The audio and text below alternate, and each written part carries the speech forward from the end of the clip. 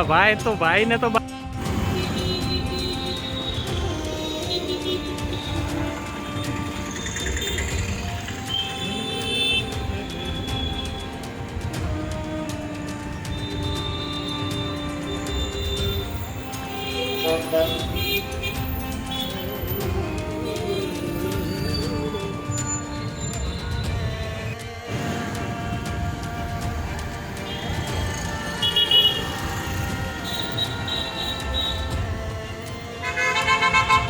આ બધા સ્વયંભૂ બંધ છે.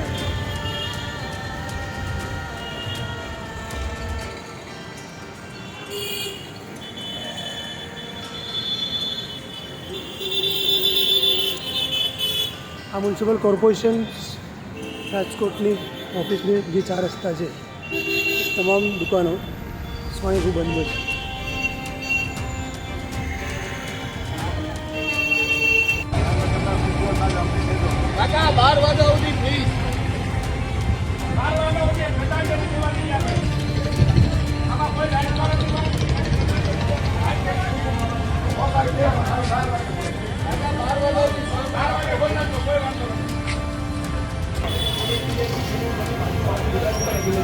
ધારાસભ્ય વર્ગન કોઈ એક અડધો દિવસ બપોરે 1 વાગે 1:30 વાગે આપણું કલાકનો સવાલ એનાથી બહુ મોટા મારે તો બહારથી આવીને વિનંતી કરે છે કે રાજકોટ પાસે અડધો દિવસ બંધ રાખીને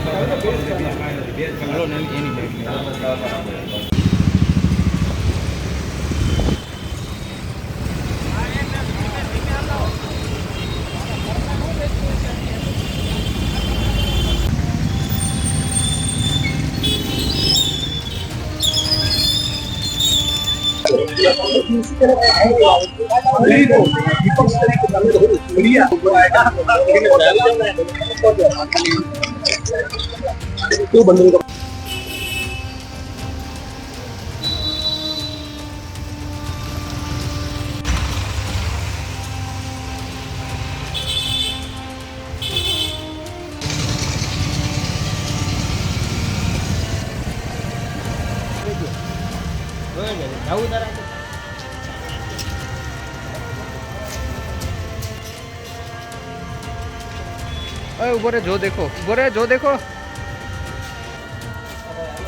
હાલો હાલો પીટુ થી મરાવી દો.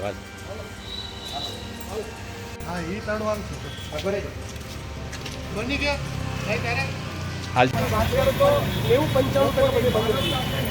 રાજકોટમાં શું સારું વિશ્વાસ છે.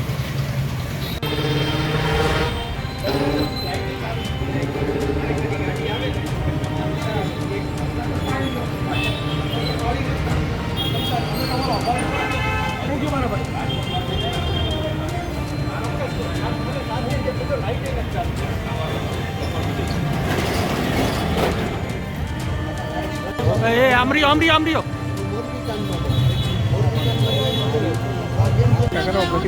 પબ્લિક જનતાને નથી જોતી આવી સરકાર, અમારે તો જરાય નથી. ઓકે ઓકે બેન.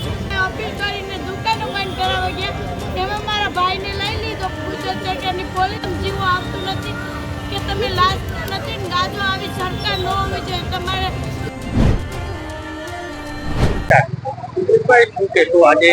આજે સૌ પ્રથમ તો ટીઆરપી ગેમિંગ ઝોનની ઘટનાને 1 મહિનો થયો એટલે પીડિત પરિવારોને હું મારી હૃદયપૂર્વકની શ્રદ્ધાંજલિ પાઠવું છું અને તમામ પીડિત પરિવારોને એક ગુજરાતના નાગરિક તરીકે, કોંગ્રેસના સિપાહી તરીકે વચન આપું છું કે એક પણ પીડિત પરિવારે લડવું છે ત્યાં સુધી સુપ્રીમ કોર્ટ ઓફ ઇન્ડિયા સુધી અમે તમારી પડખે રહેવાના છીએ.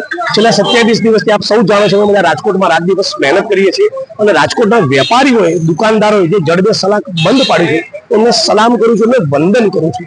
હવે રાજ્યની સરકારે આટલું જબરદસ્ત રાજકોટ બંધ રહ્યું હોય તેની અંદર મેસેજ એ છે કે અમે પીડિતોની સાથે છીએ. પ્લીઝ પીડિતોની લાગણી અને માગણી તમે સમજો, નોન કરપ્ટ અધિકારીને તપાસ સોંપો જેથી ભાજપના ભ્રષ્ટ મોટા મગરમચ્છોની પર ધરપકડ થાય. એ જ પીડિતોની સાચી શ્રદ્ધાંજલિ હોઈ શકે કે પીડિત પરિવારોએ.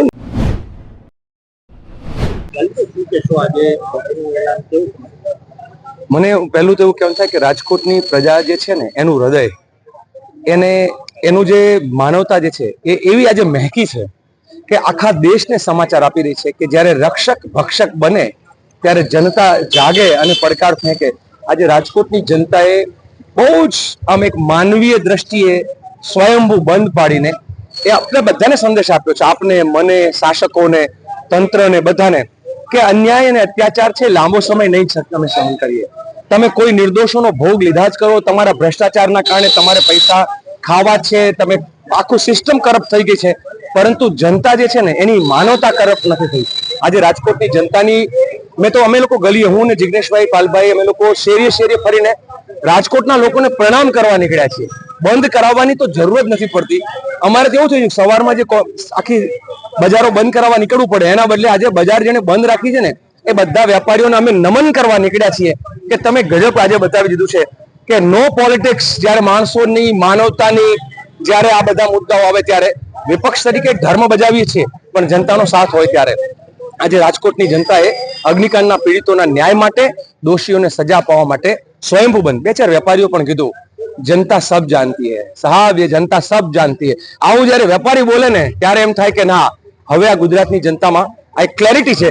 તક્ષશિલામાં ન્યાય નથી મળ્યો, આપ જાણો છો, ના હરણીકાંડમાં, ના મોરબીના ઝોલકા પુલમાં, ના લઠ્ઠાકાંડમાં, પણ રાજકોટમાં બનેલી ઘટના આ ગાંધીની શિક્ષાની અને દીક્ષાની ભૂમિમાંથી એક એવો અવાજ ઉઠ્યો છે કે બાકીના બધાને ન્યાય મળશે એવું આજ મને લાગી રહ્યું છે. બેન, આજે રાજકોટ સમર્થન શું આપ્યું? આજ મારી બેન આશાબેન કાતર જે ટીઆરપી ગેમ ઝોનમાં ઓફ થઈ ગયા છે અને 1 મહિનો પૂરો થવા આવ્યો, છતાંય ગુજરાત સરકાર પાસે અમે ન્યાય માંગતા 1 મહિનાથી માંગીએ છીએ, છતાં હજુ સુધી અમને ન્યાય તો જો કે મળ્યો નથી.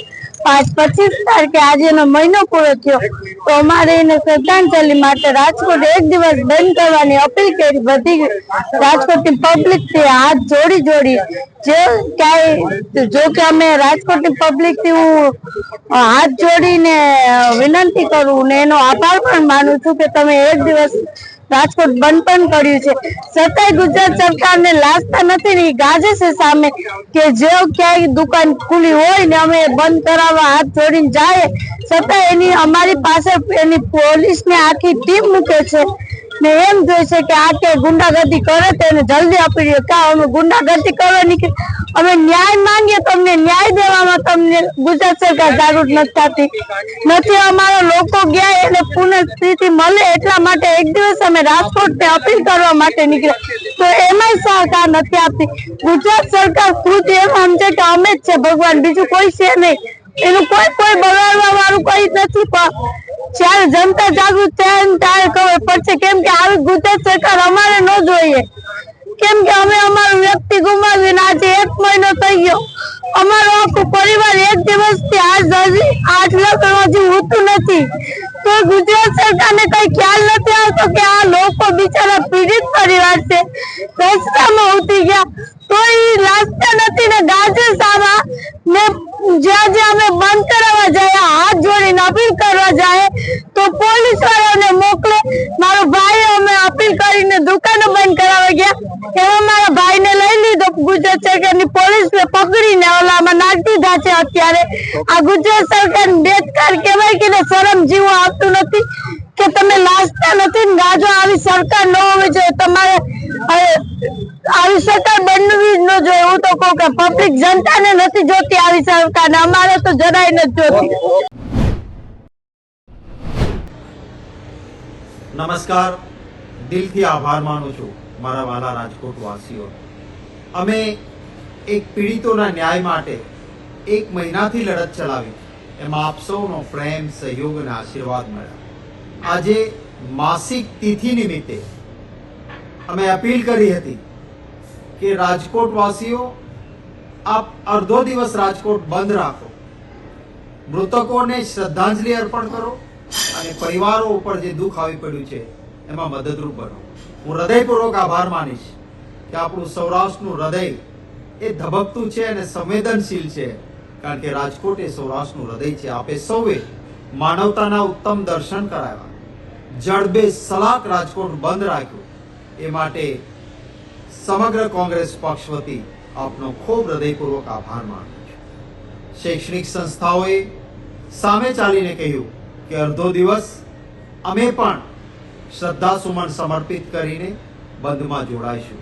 ખાસ કરીને ટ્યુશન ક્લાસીસ ચલાવતા સંચાલકોએ ગઈકાલે કેન્ડલ માર્ચ પણ કરી અને આજે સંપૂર્ણ બંધ રાખી.